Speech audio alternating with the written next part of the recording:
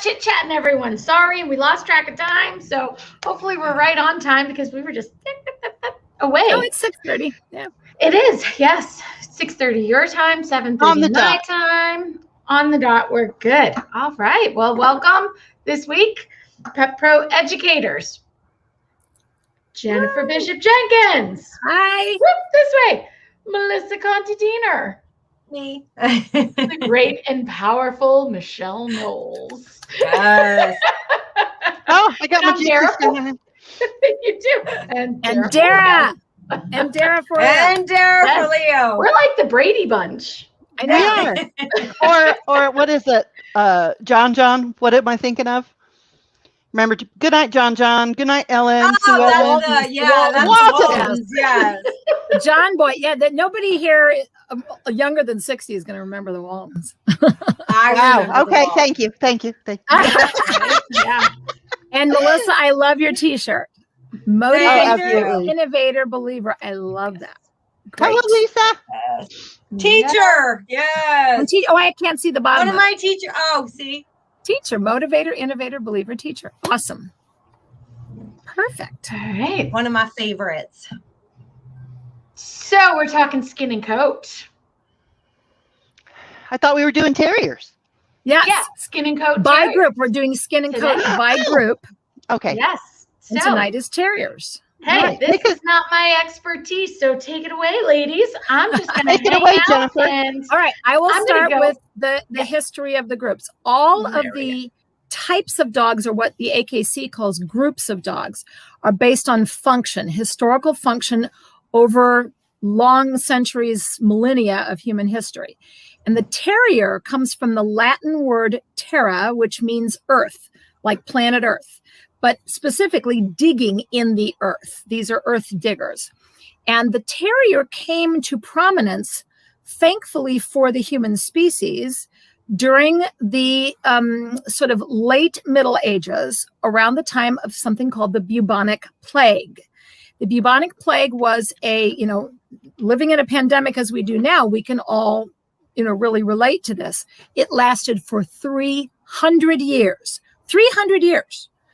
And it killed 1 out of every 4 people living on the planet. And it was carried, and they figured it out, even though they didn't have really science in those days. It was carried by the mice and the rats and the vermin. They would spread it in their feces. They would carry it from place to place as they would scutter around the I thought it was virus. the fleas. It was the fleas on the rats that bit the people and transmitted it. Yeah. Yes, that all of the above. So I mean, it was so horrible and so prominent that a little tiny side note. You know how kids sing "Ring Around the Rosie"? Yes, that's Pocket from full of bubonic posies. plague. Yeah, right. Ashes, we all fall down, dead. Yes. Right, because they would get a fever like roseola. That they would get like turn red, rosy, and then pocket full of posies because the bodies would smell and they would have to pile them up. So they would put herbs and flowers on them. And then they would burn all the bodies, ashes, we all fall down.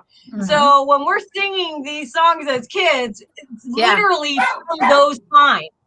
Yeah. So the terriers were developed and primarily in Europe, in the British Isles, because the British Isles had a particularly bad problem with vermin because of all the rocky soil and everything. And so all but 2 of the terrier breeds were developed in England and in the Ireland and Wales and Scotland and so on. And the terriers were bred to dig, and they needed to be tenacious. They needed to be aggressive. They needed to be great diggers. They come in 2 styles, the long-legged and the short-legged. The long-legged terriers would dig bigger holes, and they would put their front legs all the way between their back legs when they dig. And the short-legged terriers would dig smaller.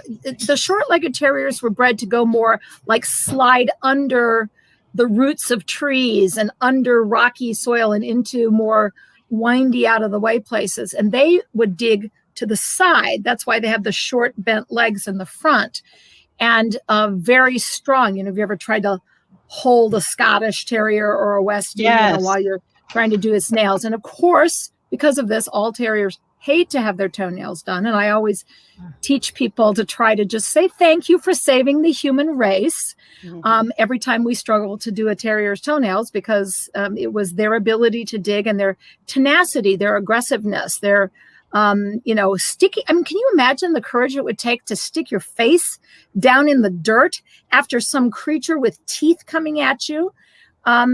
Their tenacity was really useful and very beneficial to us. They still to this day have earth dog trials where the terriers will compete and do this digging and burrowing thing that they do. It's pretty amazing. Yeah, but the wire coats, not all terriers have the wire coats, but it is the dominant coat type in the group. And it's because the wiriness protected them from being bitten, from being scratched as they go down between tree roots and under rocks and in the soil. So their wire coat is completely functional to who they are and what their purpose is. And they are, the wire coat is still a fur type coat. You remember, you guys have heard me divide fur and hair. It just means genetically it grows to a certain length and stops. So all the terrier coats, the wire coats, that is, they grow to a certain length and stop. And then, but because unlike other fur type dogs that just shed, they blow that hair out, the wire coats, it will actually sit inside the follicle because the hairs are just bigger. They're so thick that they just get stuck in there. And they're super deep in the skin. The terrier group has the thickest skin because the follicle itself is so long and so deep into the dermis, into the epidermis. And am I right that the follicle itself is a little more complicated too, kind of bumpier, and the hair itself is bigger and bumpier, so it just doesn't shed out of the follicle on its own the way the way the matrix actually grows the hair, it grows beside the old hair instead of underneath to push it out. So we have to mechanically pull it out, or it does lose its texture, it loses its color, and the actual skin can absolutely be infected. Yeah, because with the little pieces, if you just take clippers across the rolling surface, the coat, when they then roll all the the coat little and pieces are still hair. stuck down inside the follicle. And that's why you end up looking at, schnauzers that have been shaved with a 7-blade all their life, God help them. And by the time that they're 7, 8, 9 years old, they've got like mostly just skin and like no hair. And it's like, they've got 10 hair follicles left back on their jacket area. So the follicles have just clogged and died. So hand stripping is not optional, in my opinion. Groomers are to care for coat and skin, right? So hand stripping is not optional because that hair needs it to be done that way. And there will be very serious consequences, discomfort for the animal if you don't. And, it's not hard. Like I think a lot of people, hand stripping, that's too hard for me. I can't do that. If clipper motion is like this, you take a clipper and you just go like this on the body. Guess what hand stripping is? It's the same motion. It's not hard, people. It's not hard. So do you think, though, that when people are doing it, and if they're not taught properly how to do it, that is why the proper tools that they're not using? I mean, when you think of, and going back, what I've always been and what I learned back in the day, correct me, I'm probably totally wrong on all of this, but that it was like a maintenance. It was everything that needed to be done constantly, and that it was very time consuming to do this over the period of a day for the dog. Yeah, usually you don't do it in a period of a day. Most terriers that are being hand stripped on a regular, like that's how they are groomed. It's done as a process. You work, you divide the dog into quadrants. A lot of times, you're gonna focus on that jacket first, and then go from there. And you have to build them up. Like you start with puppies on areas, and then adolescents, and then as they're adults. So yeah, you're right, Dara. That anybody who is has to be.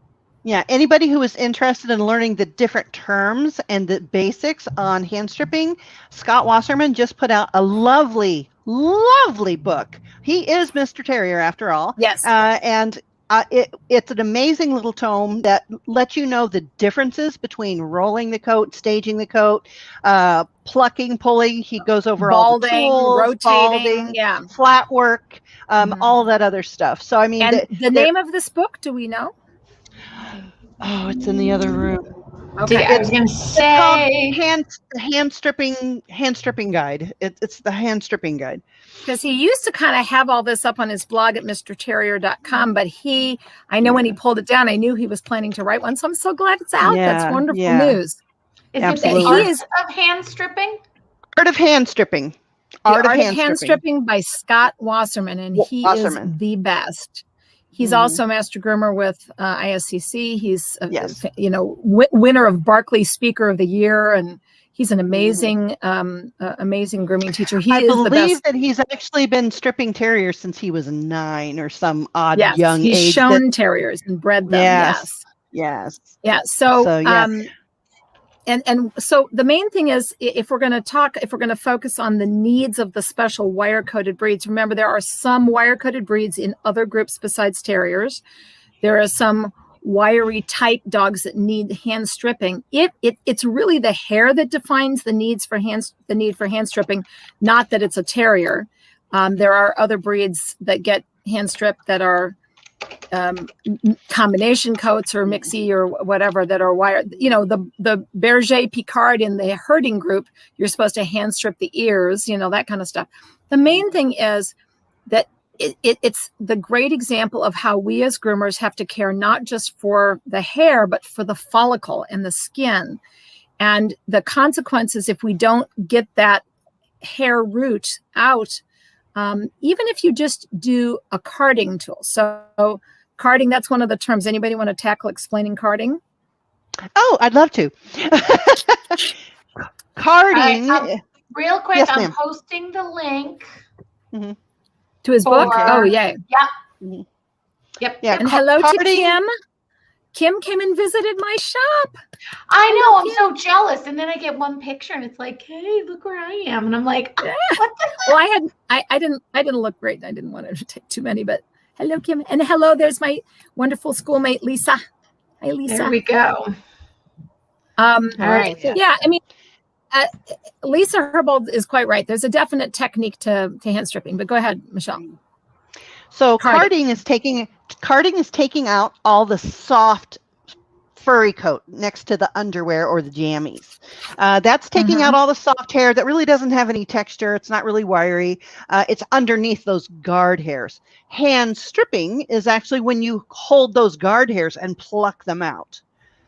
So that's the difference between those two terms. And carding, you can do carding, but let me just pretend that this is a stripping knife, okay? And here's the dog's body. The carding tool, if you use a stripping knife to card, you're going to be at a 45-degree angle. I don't know if you can see this. 45-degree angle. This is one of the reasons why the Furminator's design doesn't work for carding, because it's at a 90-degree angle and it just cuts. But the 45-degree angle, not everything gets carded. Right. And not everything gets carded. So don't use the Furminator is a bad idea. Tool on everything. But carding, you can take a stripping knife and angle at a 45 and use it like a combing action without doing any thumb pluck.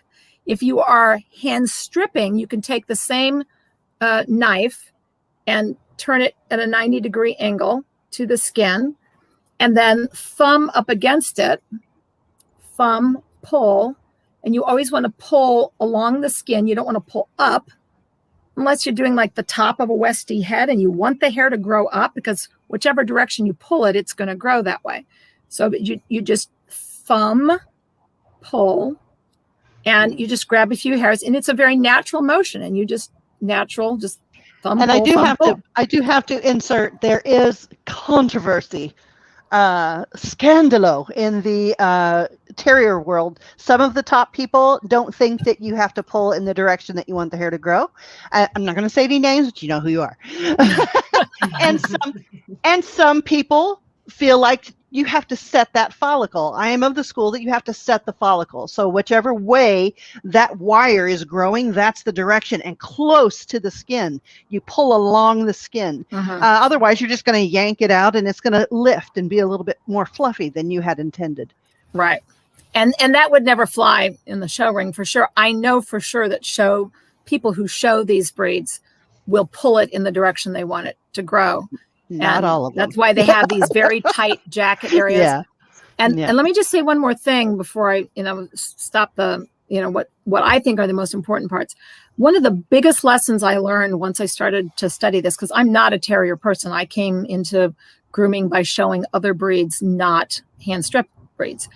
But one of the things I learned very quickly is that the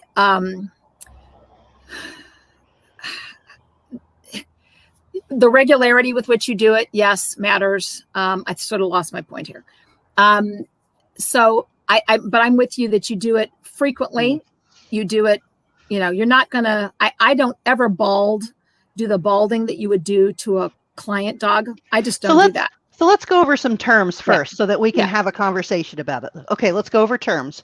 So when you roll a coat, you're actually not removing a bunch of material. You're simply removing all the long hairs and carting out a bit. Dethatching is what I like to call it. It's not a correct term, but that's what I use. It reminds me of dethatching a lawn.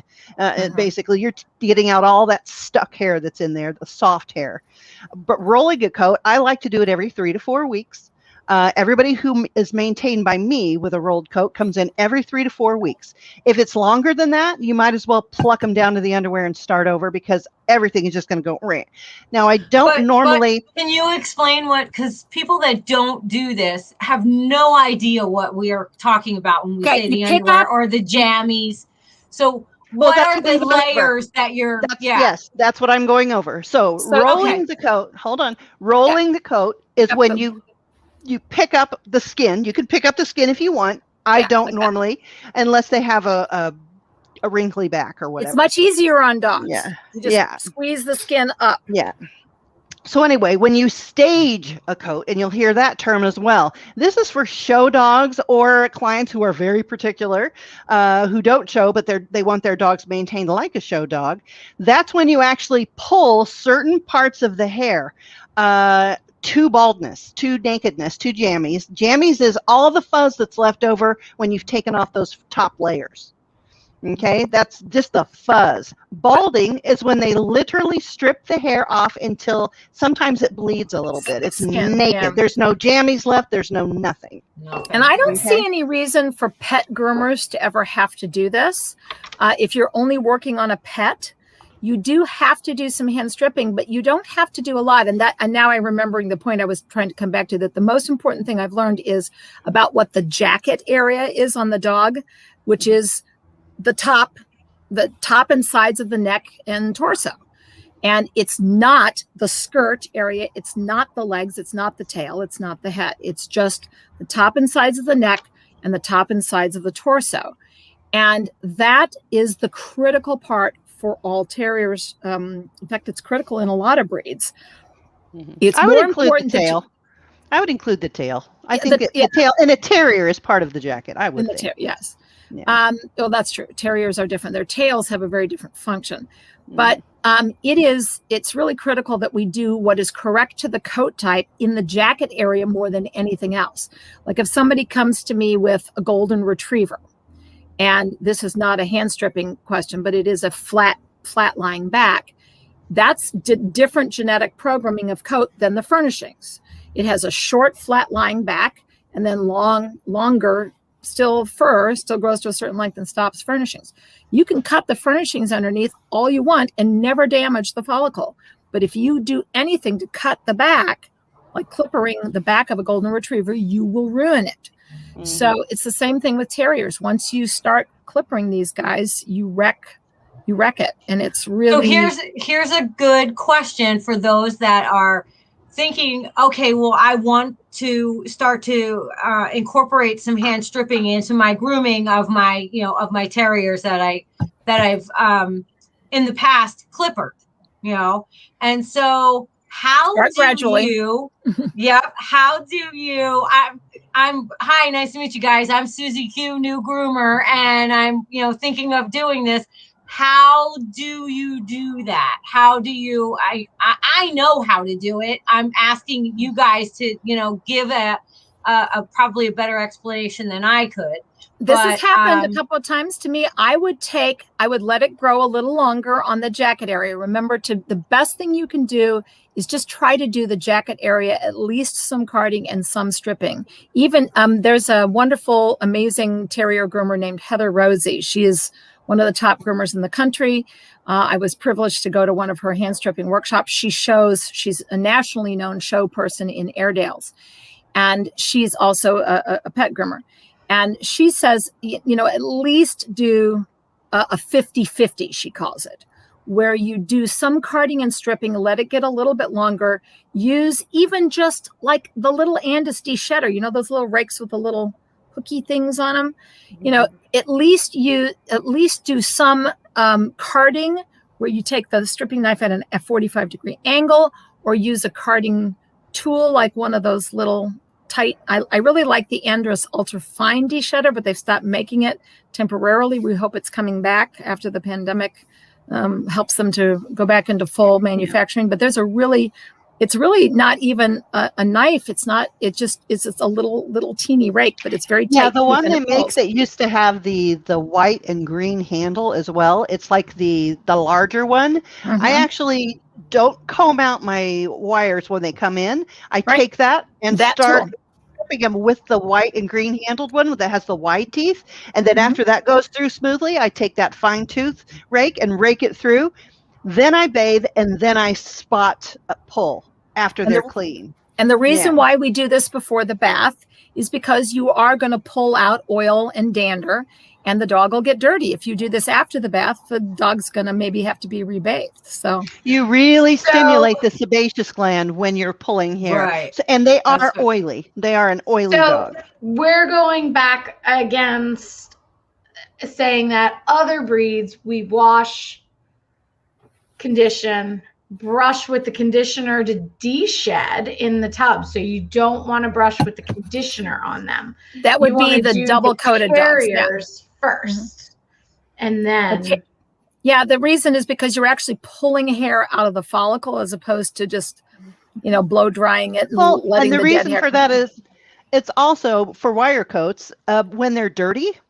The follicle is actually loose. The hairs are looser when they're dirty.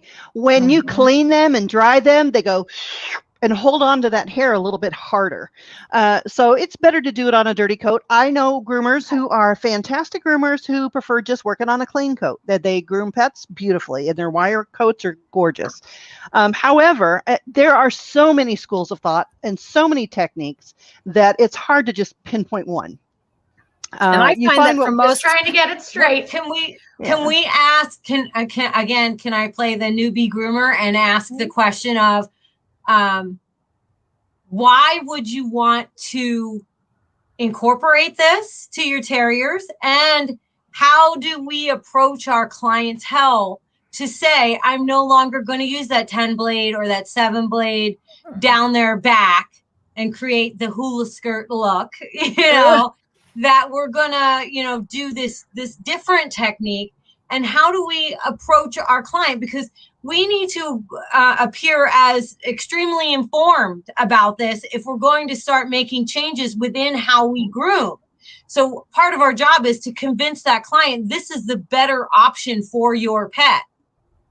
Well, I think the first thing is you stop shaving schnauzers down with a 7 or a 10. You just stop doing it. You don't offer that service. And I think a lot of people who have schnauzers, who see the pictures and see how smooth hand stripped schnauzers are, they think that that's smooth. Stripped wire dogs who have a properly stripped out coat have like an inch of coat. They've got 2, 3. They're not naked. Yeah. 52 layers in there if they're a show dog. I mean, they're on the table every day getting something plucked out. So, I mean, they've got hair. So at least start bumping them up to a 4 guide or a 2 guide, and then start carding that coat out once you could grip it. And hopefully you will rehabilitate those pieces on them that have schnauzer bumps, comitos, and things of that nature.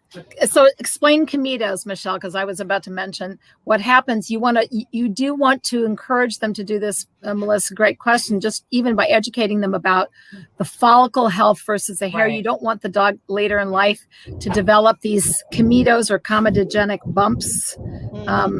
Explain that one, Michelle. Okay, this is what happens, especially with a wire coat. Now imagine their skin is very thick. The follicle goes very deeply into the skin. They've got however many hairs stuffed in this follicle. And then you bring them in, you don't card them out because they're not a show dog, right? Because that's what you always hear. Well, he's not a show dog, so just go ahead and clip his back. Just go ahead and clip him. That's what I've heard it so many times. And I'm like, well, that is irrelevant whether they're a show dog or not. Carding is for health. Carding is not for show. Carding is for health. Right. So what happens, we have all this packed follicle, and we're going to take that 10 or 7, and we're going to just clip it down to nothingness. Then there's nothing to grip. The skin will actually grow faster than those hairs. So the skin will become thickened and heal basically over that follicle, and there's nowhere for those hairs to grow. So they kind of putrefy in the follicle.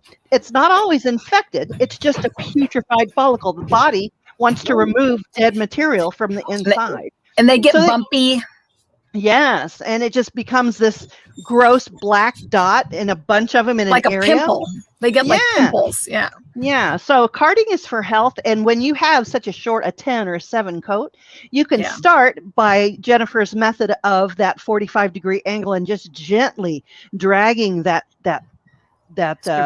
stripping knife over those areas just lightly until you have to kind of break up that skin a little bit so those hairs can come out again. So I would recommend having them grow out. I'm going to say to about an inch at least. Then start the carding process, because you can't even grip it when it's a 7. I mean, you're not going to do anything. And I wanted to comment a couple things in the chat room. Lisa is quite right that the motion for stripping is not it's not in the wrist. You're not doing this. You're pulling this way with a shoulder and elbow, right? It's one motion, one piece. Your arm is one piece, and it's just a piston that goes back and forth. Mm-hmm. So that's why it doesn't get tiring. Based on going off of Melissa there. So if I'm new at doing this, am I doing one long or little? Okay, How do I start in the middle and work my way down the jacket, or straight down? If you're carding or hand stripping, you're always going to be holding the skin steady so it's tight. Okay. Otherwise, you're not giving the skin the action that it needs with the you can actually blade. put one hand there and kind of stretch and tighten the skin. Yeah, so you're holding it, and if you're carding, you can do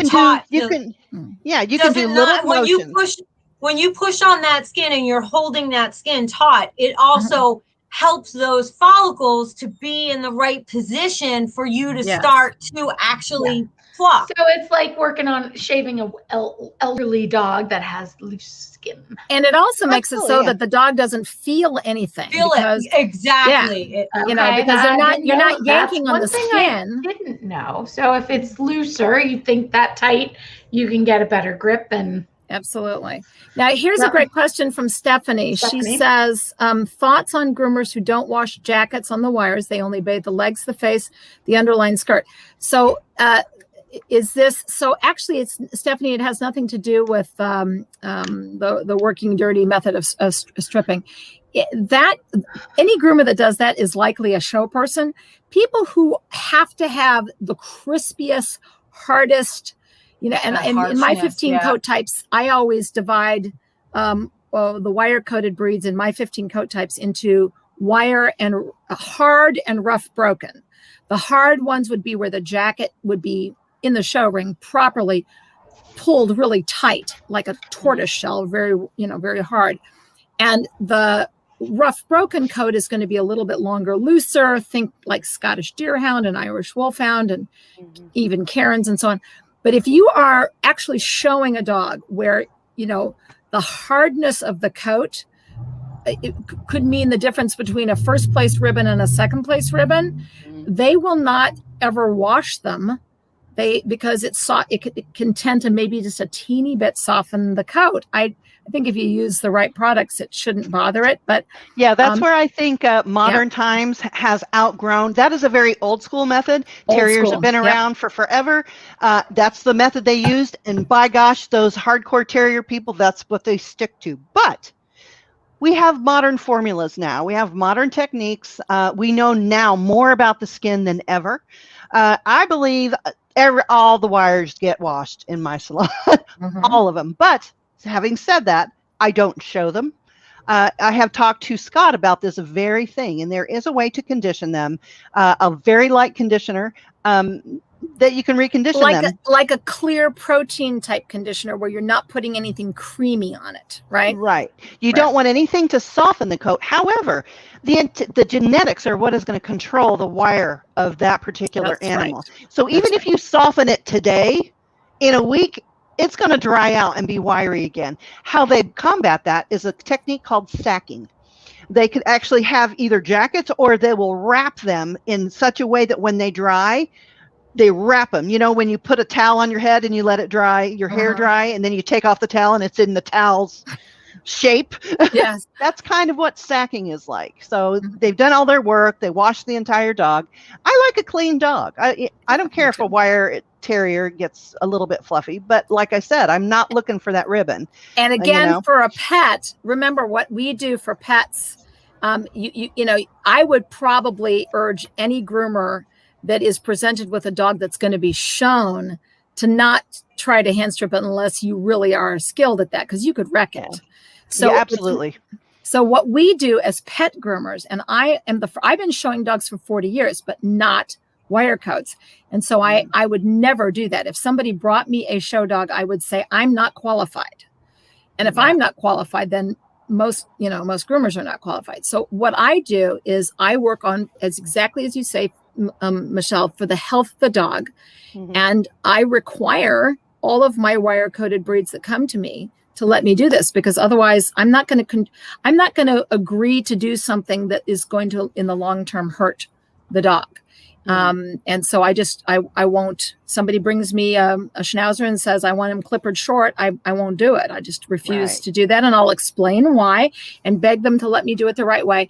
We actually do have, I have hand strip Airedales, and everybody, they tell me that they get stopped on the street saying, how come your Airedale has got, he's got this like Brillo pad texture hair with rich, dark pigmentation. And how do you get your Airedale to look like that when my Airedale looks whited out and soft and, short and shabby? So, I mean, a couple of our dogs, they are walking advertisements for the benefits of it. It's better texture, it's better follicle health, it's more pigment. And yes, it does leave them more hair, but that's good for them, right? If anyone is interested in learning how to hand strip, there is some sort of wire coated breeder around everybody. Where anybody lives, you can find them for free. They will accept you to come and pluck on a dog, because you cannot. They'll put you on pulling out to the jammies, pulling out to everything, and that's what you do because everything's coming off. You can't make a hole in the coat. But those are the best people to teach you. Find a kennel who's breeding wires, who has some show under their belt, and they will take you all the way. They will take you as far as they can, and then you find another mentor and you go farther. Go as far as you want. But these people, and that goes for any breed. If you're interested in doing whatever, pick a breed.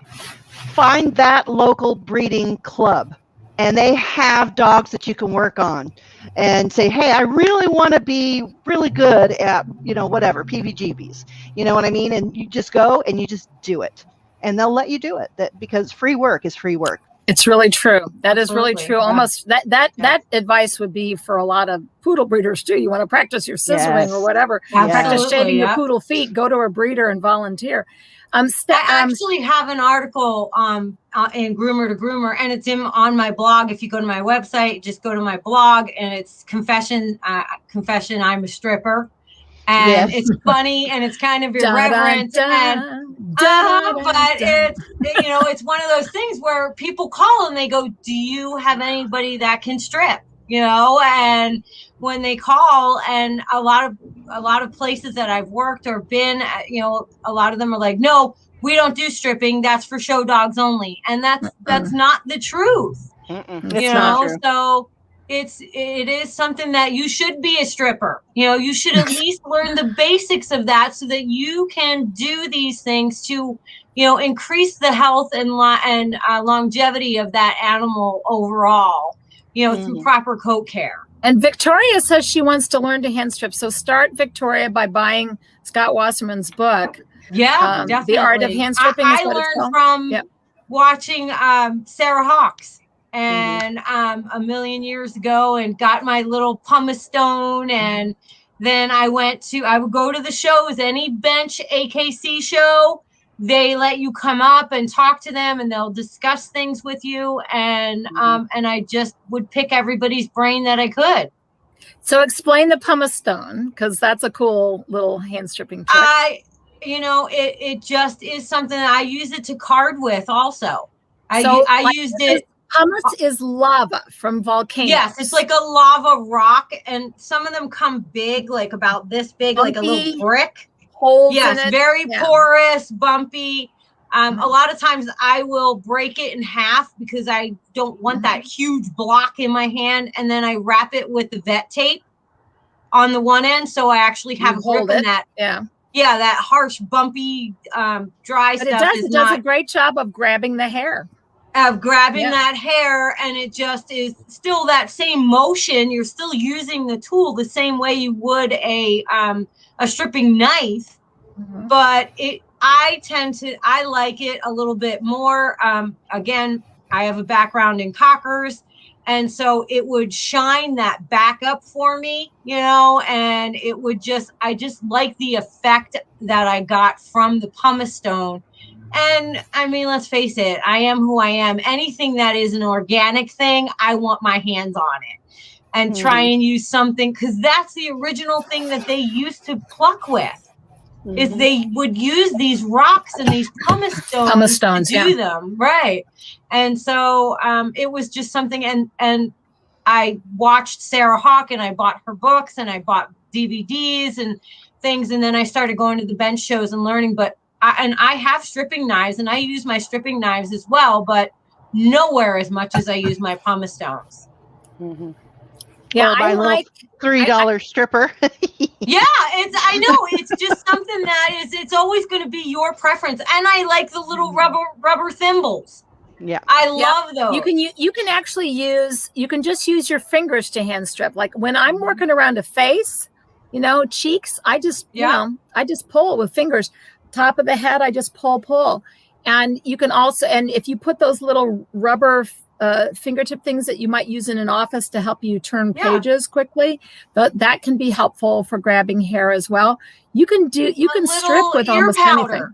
You can use a little bit of, if you need grip and you're working on your dirty dog, just don't douse them in it, but a little bit. And think of like pool players chalk their hands, so you just take enough and get it on your fingers enough that you're able to get a grip. So if you have that excess. Wait, you could totally puff that ear powder all over the jacket. You really can. It dries it out and makes that follicle loose. Yeah, and you can just do what you got to do. You get in there and do it. I've done that before on some, but yeah, I have a little pile of it on my table, and I dip my thumb in it like that, and then I use my little stripper. And then just get it, and then just use it. But there's a million different ways to do it. Yeah, I've trained groomers, and I've been like, you can put ear powder, and then they're like, right. And I'm like, that's it's on you. Yeah.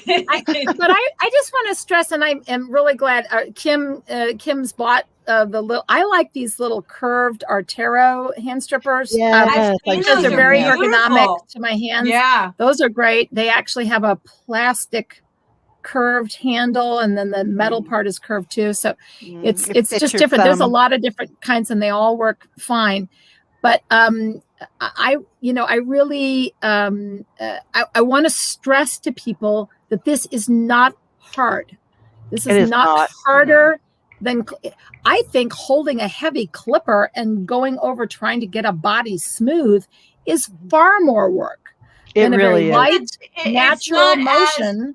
It is, but it's not as fast as a clipper. A clipper, especially, if you're doing a large breed like an Airedale, and you use those real big those extra wide blades, and so this is a technique that is a little more time consuming.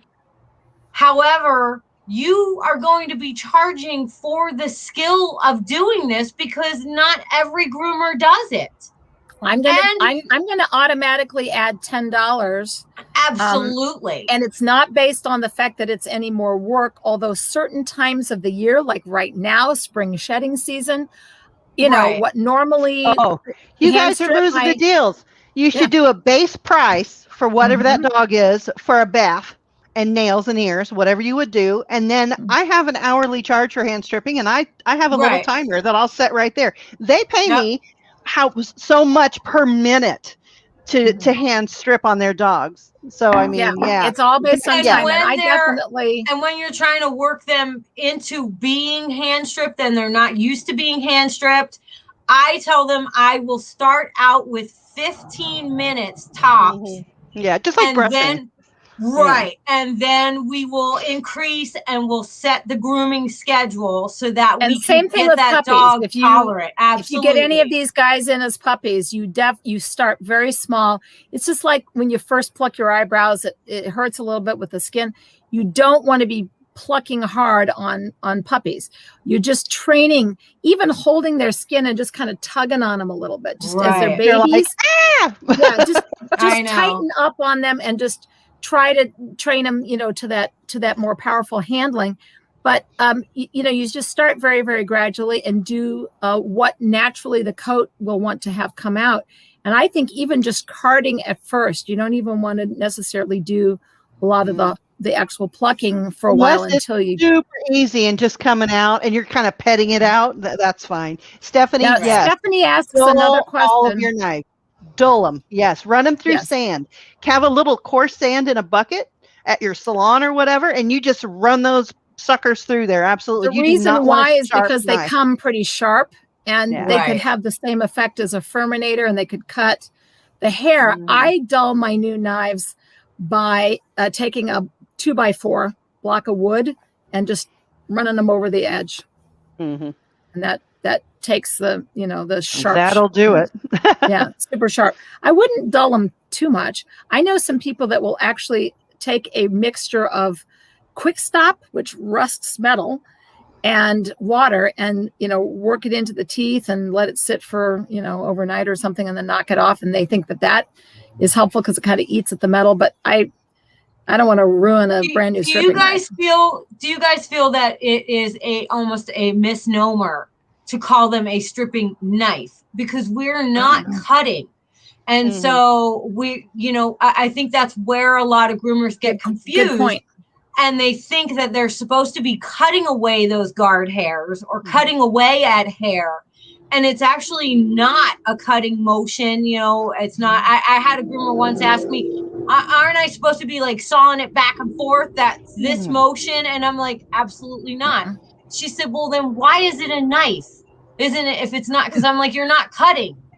And it's a misnomer. It's a misnomer. I'd be interested to know. I have to tell you, one of the most amazing terrier people that I have ever met in my life was an Italian by the name of Marco Vacaroni. He's no longer with us. We miss you, baby.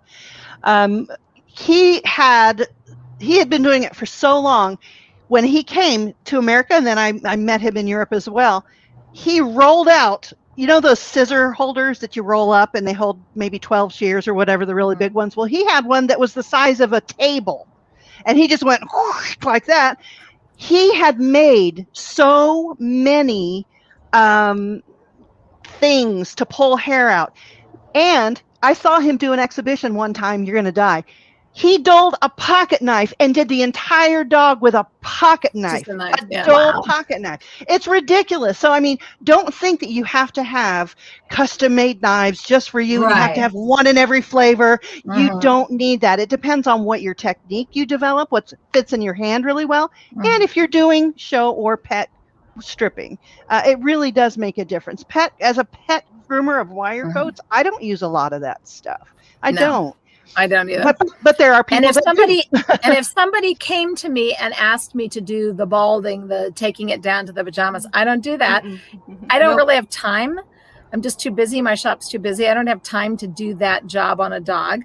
So I'm just, we do, and we don't even do a lot of stripping on the non-jacket areas. We will run a carding tool down the legs and we do the tail, the skirt area, a little bit on the beard and stuff. But, we clipper the ears and a lot of the skirts and legs really should remain soft. So, I mean, you're not trying to get a wire texture out of them like the jacket. Schnauzer in the show ring. If you go to a dog show and see a schnauzer, legs. The legs are soft. The beard is soft. The eyebrows are soft. It is just the jacket area, top of the head, cheeks, even the ear, the cheeks. Actually, when you go like below the ear, the cheeks and this U-shaped area here, that is all clippered usually, and or balded. It's balded or balded. Yeah, but they do, at least when I know with cockers, they allow you to clipper face. And the ears, the tops of the ears, the head, to set your crown or your crest. Yeah. But that's another they're breed looking that for correct coat. Yeah, they're looking for correct coat and conformation. And if you can demonstrate that in your jacket and your legs, then they are not so fussy over a cheek. Right. But it's true. If it's between one or the other, and one's completely hand stripped and perfect, and the other one's got a clipper cheek. Absolutely. Yeah. Yeah, I started grooming because I was showing German Shepherds and I was teaching, so I wasn't doing anything big with dogs. And somebody at a dog show had this cute little blonde Cocker Spaniel puppy, 1980 it was, or 1981. And it was so adorable. I had to have it. And it turns out, by the way, he's the guy that invented the mat splitter. I love that man, George Oliver, in Tulsa. And he actually said, I'll give you this little show blonde girl, cocker puppy if you'll show her. And I was like, wow, okay, I guess it's adorable. But then I had to learn to groom because it's a cocker, right? And we learned with thinning shears. We would thinning shear long ways along the coat and just kind of keep it laying down that way. I don't know when it was that cocker people started figuring out that the hand stripping works great for their backs as well. But sometime after I stopped showing cockers somewhere in the, I don't know, mid to late 80s, 86, 87, something like that. And sometime after that, I started seeing everybody hand stripping the cocker backs. So that's, and I think it's so much easier than trying to finish it. So pretty. It does. Just blends their coat really nicely. It blends the coat really nicely. But I mean, overall, since we're talking about terriers tonight, overall, if you want to do the best that you can for that terrier coat, like Michelle said, just stop clippering it. If you set yourself up, and I've said this before, I think of myself and I think of groomers as we are like paramedical or paramedical workers. Is the correct. That's correct. Yeah. We're we're a paramedical profession, right, for dogs and cats. And so our first goal should not always be the aesthetic overall look, our first goal should be to do no harm and to improve the health of that animal. And that's how we need to start looking at our profession and not look at us as glorified, or not even glorified, as unglorified hairdressers on animals. No, we are paramedical professionals. We see these animals more than the veterinarian will ever see them. Or the owner. The owner Yep, doesn't look or the between the owner. toes and Toes, the exactly. armpits. Yep. And, yeah. I mean, I actually close all of my seminars in my PowerPoints with a slide from the Hippocratic Oath. I just want to really emphasize what you said, Melissa, about the do no harm. There is an ancient Hippocratic Oath. Hippocrates was an ancient Greek. He developed the beginning of what is today the ethical standards by which doctors and medicine and nurses they all have to take what they call the Hippocratic Oath. And the first part of that Hippocratic Oath says, at least do no harm. At least don't make it worse. You may not be able to fix what this person has if you are their doctor, but at least don't make it worse. Don't pour, flame on a fire. Don't make it worse. And that is, I think, absolutely what we need for the grooming industry. The Hippocratic Oath for groomers. We should at least, if we don't do everything right, we should at least do no harm. Sorry, Dara. Shouldn't that be part of the Master Groomer Council? I love that. Oh, we're going to have that. Don't you worry. Not only that, I actually have one that I give to my students. That is I call it the Oath of Compassionate Care. I have a code of ethics. Yeah. Yeah, and I have the Code of Compassionate Care. So, and I use that in some of my PowerPoints and stuff. And and the first rule is always do no harm. So Kim was asking about a dog that they told her was a doodle, but it turned out as its hair matured, like any mixed breed dog, it's a crapshoot what the coat's going to turn out to be. And yes, there are some doodles that are, more a wiry thing that when they come out. And this is you think this dog looks more like a terrier mix, but no, you shouldn't be clippering it with a 4-blade. You should stop and just let it let it get a little bit longer, and you start with just a de-shedding tool. Start with that Andis de-shedder, that green and white little Reiki thing. Just start with that. Pull. Can I ask you, Jennifer, Michelle, since when you get those, sometimes when you get those flat-coated breeds and you breed it with a longer coated breed or a curly coated breed, like a golden retriever to a poodle, right? Poodle, right? Yeah. You wind up seeing actually a wiry coat. It doesn't take on the characteristics of either one of the parents, and it creates an actual new, different coat texture.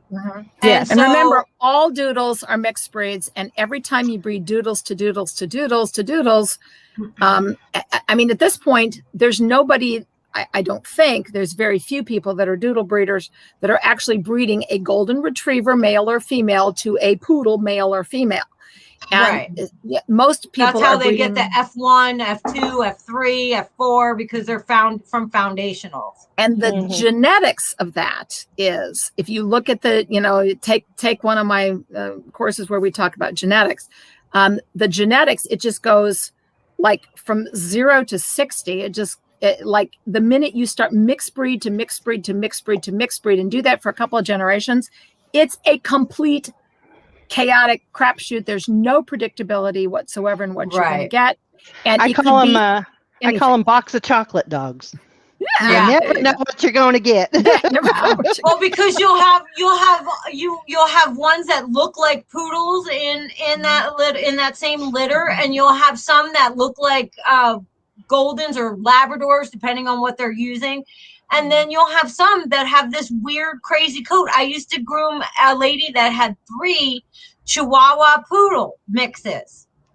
And 2 of the 3 look like a wire, like it was. And I used to do them with my Mars rake and my pumice, and they had little beards. I mean, they were adorable, but they did not have a curl on them.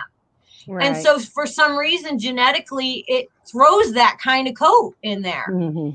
Kim, yes, I understand she's your most well-behaved dog and the mom is your most loyal customer. The best thing you can do for that dog, go ahead and continue to do it in a 4. But before you touch it with a clipper, before you get it in the tub, card it out, clean out the follicle, rejuvenate that follicle, get that skin processing correctly, and then after it's all clean, go ahead and clipper it. It's a pet dog. That is what Heather Rosie would call a 50-50. Yeah. You're gonna do all that good stuff for the follicle before the bath, and then you're gonna clipper it after the bath. It's still gonna soften up, and it's still gonna look like what she has always had it look. But you will have tended to and cared for the follicles. Yes. Mm-hmm. Yeah, the main point is to clean out those follicles that are stuck with a bunch of hairs in them that can't come out because there's no hair beneath it pushing it out like any other coat. They grow right next to each other in a bundle. Yep. And that's why you've got to pull them out. Pull them out, right. Yeah. And brushing does not release all that. No, brushing is not the same. Card it out. Card it out. Yeah. You have to use something that's going to just tug on it, and you will actually see these dogs. I remember when I first took Heather Rosie's wonderful workshop, she said that, have you ever seen these dogs scratching at themselves or rubbing on the ground or something? Mm-hmm. It's because they're trying to get that hair out of their follicles. Yeah. It's what I like to call it's by divine design. That is the way that they were created with a purpose. And so if we're working our purpose, then we should be doing it this way. We should be, carding all that out and not clippering that because we're causing harm later. Mm-hmm. Absolutely. It cuts off that hair at an angle also that makes it stay stuck under there. And then you see all those other additional problems. So this is my dream for our industry that I have, adopted after a long teaching career. I've fallen in love with the grooming industry and the sort of the history of how we're getting better and how we're changing. And one of my absolute dream for us is that, if we adopt this ethic, that because we are paramedical, we are doing the work of the healthcare maintenance of the skin and coat, which is the largest organ in the body is the skin. And if we are going to truly do no harm, then this is why I, developed this list of the 15 coat types. I'm trying to get everybody that does the same thing, the same clippers, the same shampoo, whatever, to every dog just the same when they're not the same. There are distinctive differences genetically and texture-wise and growth pattern-wise, and just there are distinctive differences in these different coat types. And I believe that the number one way we do no harm is to do right by each coat type. And it's not hard. It's actually easier, and I've proven this time and again, it's actually easier to do each coat type correct to its coat type than it is to just shave everything. And then you end up having a mess. If you take a clipper to the back of a golden retriever, what grows back is a disaster. And then you are stuck either having to keep clippering it or you have, it makes more undercoat. It's so much easier and so much less work to card out the back. When we talk about our double coats, I'll give you my scenario and let you know why they become all secondary hair. But that's for a different time. Victoria, clipping does not create the hair getting stuck in the follicle. No, not carding the coat leaves the follicle to stuck. Doing anything.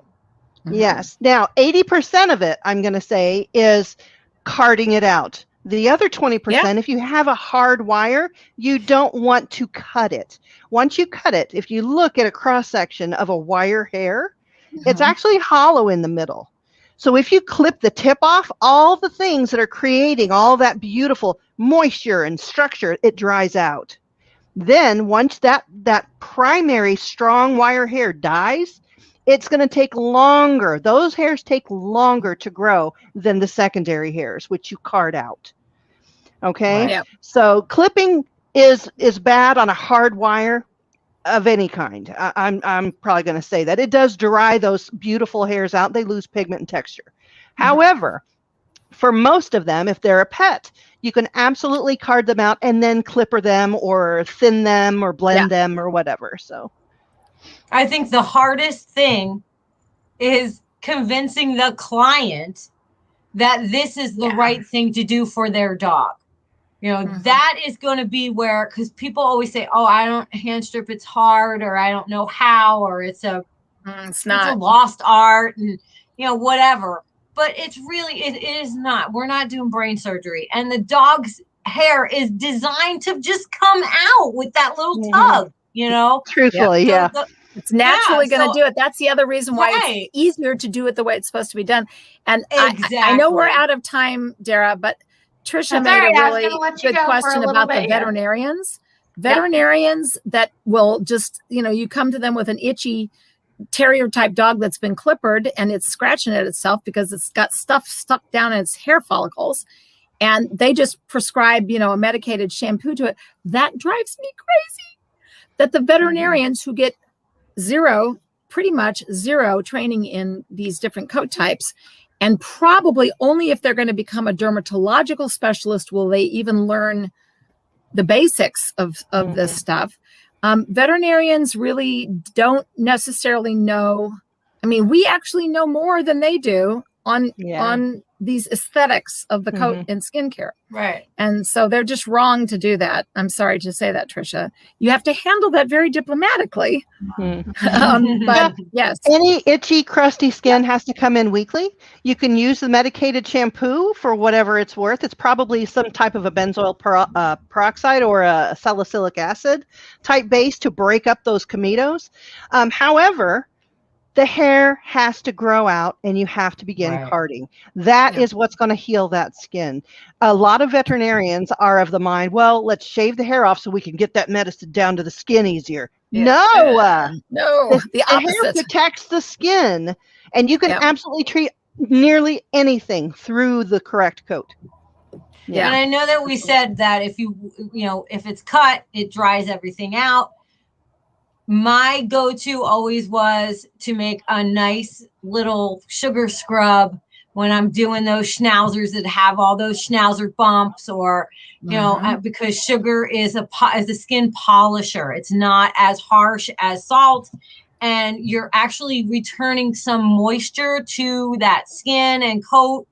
And it's very simple and easy and inexpensive way to help alleviate the stress on the skin from the razor bumps. And remember that all wire coated breeds are fall into that the short, medium, long category in terms of what they need. They need more minerals, more calcium, phosphorus, magnesium, right, Michelle? Yes. So you're the one that taught me all this. Yes. So And I do want to say something about sugar. Sugar scrubs are amazing, and I'm going to tell you something from the veterinary world as well. They use something called sugar wraps. They will actually boil down sugar in a water solution, let it cool, and then they dip bandages in it. And that's what they use to wrap deglovings, wound care, because it creates an environment. Healing. It creates an environment where the bacteria can't thrive. But it absolutely does feed those new cells and give them nutrition while they're making all this new skin. And the sugar wraps are like magic. Sugar is amazing for the cell. It's like food to a hummingbird. It's energy. Yeah. That's great. Okay. Can I just say, I love sitting here and not having to talk. But we couldn't do this. I'm like, I like this. We couldn't do it without you, Dara. The last thing I want to do. That's right, Dara. You run the show. Honey also. You guys go. Yeah, Lisa, you're right. Honey is good. Yeah. Well, this is great. I love that when we get substantive, and I love hearing in the chat room all the people that are now going to be willing to try this. Yes. Now, as I'm throwing my pen, wow. Yeah. So I'm going to go and start pointing. So we've got Master Esthetician over here. Full classes, 3 classes for Salon Esthetician and the Master Esthetician course too. Yes. Michelle, what did I call you earlier? Master Esthetician. Yeah, no, I did. I called her something earlier. And now Jennifer has a 4-part Master Canine Science course. Wonderful. That is Just It's going to about be ready all to the coat launch. types. It's going to, it's going to build into these actual like grooming differences based on the genetics of the coat. Yeah. So taking a 4-part esthetician course, diploma program, a 4-part, I'm going above me here, 4-part canine science, and then we got over in the other corner, feline extraordinaire, aromatherapy, and massage. I mean, what could be better? And also, Dara, didn't we go through the new program and all our basic level courses are certified? Yes, all level 100 and 200 classes for all 3 of these lovely ladies are part of the APG certification. Yes. And I have to say also, because the reason why all of it's not included, they only go so far into the foundation of certification. So they don't even have anything comparable to our master program. So that's the difference. And that's why it's not all encompassing yet. So Amber is asking exactly what Dara just told you, which is where you can take this as an online course at Whole Pet NH, Whole Pet New Hampshire. Dara's school has the online courses that she's just mentioned. You can do Michelle's course, and it's videos, right? And it's 2 different diplomas. There are 2 different levels. The first level is actually 3 levels basically, but it gets you the esthetician for in the salon environment. And you can stop there. If you never want to do veterinary work, that's fine. You can stop there and still be a pet esthetician. However, if you want your master pet esthetician, you can go on to the 4th level, which is pet esthetician in a veterinary environment. And that's when we really talk about theory, really start looking at concepts so that you can use those concepts to look at any issue that's been diagnosed and formulate a regimen for that particular pet. Yes. Now, I'm also going to share, because we do have the Master of Holistic Arts online diploma as well. That's Melissa, that's yours? That's so no, that's a combo. That's a combo of a bunch of stuff. Yeah. Right. Yep. So I posted for Amber, I posted the link for the online diplomas. And this is the link for the holistic master of holistic arts, which we actually had our first enrollee today. Oh, wonderful. Yep. So that was great. Very exciting to get that today. Well, this is wonderful. I love this.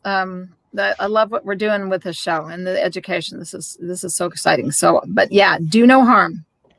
Yep. Do no harm. Do no harm. Yep. Do right by the coat types. Do right by the skin. Don't do what somebody tells you to do that doesn't know what they're talking about.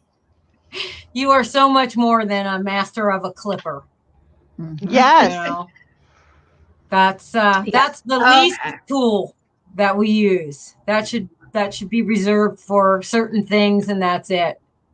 So what's the next one, Dara? What's Stephanie? next week? I'm going over here. I'm just looking. Stephanie, they should be coming. I just posted them on all, because we do broadcast on 7, 8, 9 live streaming platforms. So I just posted them all, so you should get those. Anybody who wants, you can email me direct info. Wow, what did I do? Oh my gosh. Sorry. There we go. Hit the wrong button. info@fullpetnh.com. That way I can send you all of this info. Next week, we have working and herding. We're combining those 2. Herding group, my favorite. Woohoo! Why can't we talk about the hounds? No. Yeah. We will. I love Eventually, we're going to get to them all, right? Yeah. Then we got Curly. Too. Well, yeah. So I don't know when we're going to, because we got Curly, and we're going to kind of throw those in with the standouts and the Silky for our last, because we have Memorial Day this month. So, But anybody wanting any information on any of the online diplomas, which we give well, I'm not going to say we give it. You will be earning a diploma. This is not a certificate of completion or attendance. This is real state all of our licensed classes, diploma. all of these women's classes are state approved and licensed. So we have worked very hard. Michelle and I have worked very hard to get terms and all of this together. And then Melissa jumped in with hers, and to get even the canine science, they were like, really? And so when you guys sign off, don't forget everybody to stay and watch these cool closing credits that Dara did. These are awesome. She's got some. I'm still trying to play with these and figure out how to do these, but yes. So hopefully next week, yes, we will be talking working herding and getting that. And any last minute over here, Michelle. Yes, ma'am. Do you want to do a quick recap, because we are coming down to the deadline for Master Groomers Council. Yeah. Master Groomers Council has a deadline of the 16th to get your master certification before we vote on the 30th. So that's coming up very soon. I've got students trying to beat that deadline right now. And I'm going to take a moment. I had a moment the other day when I was grading one of the capstone projects of one of my esthetician students. And it broke me into tears. I have to say, everyone that I have ever taught anything to, I adore you. I love you so much. Your minds are so open and beautiful and lovely.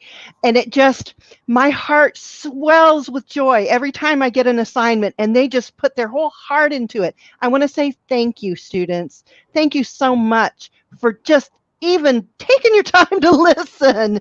I think it's beautiful. You're going to make some really, really good healers in the future. I think. And the same with anybody that, signs on to our show every week and that, goes to a conference, that reads an article. Those of you that are choosing to educate yourself, you are awesome. Yes. It's the people that think they know it all in this industry that are the problem, usually. Mm-hmm. You ladies rejuvenated me tonight. I needed a brush of fresh air. Well, everybody have a great week. Yes. Enjoy your week, and remember that you're there to do no harm and to help heal that animal. And card those wire coats. Yes, those wire coats. All right. Absolutely. Let's try.